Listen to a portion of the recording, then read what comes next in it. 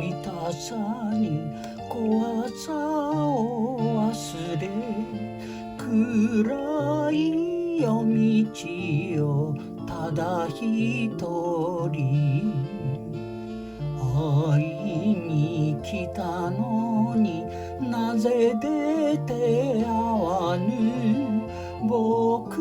の呼ぶ声忘れたか。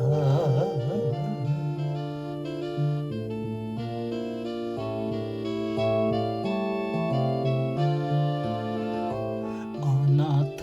の呼ぶ声忘れはせぬが、出るに出られぬかごの鳥、か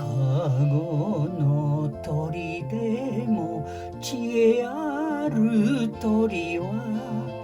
一目忍んで会いに来る。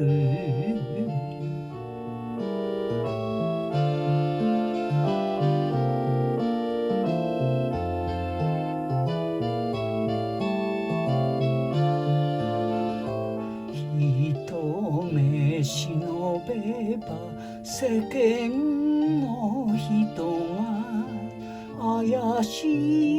い女と指ささん、指をささりょうと恐れはせぬが、あたしゃ出られぬかご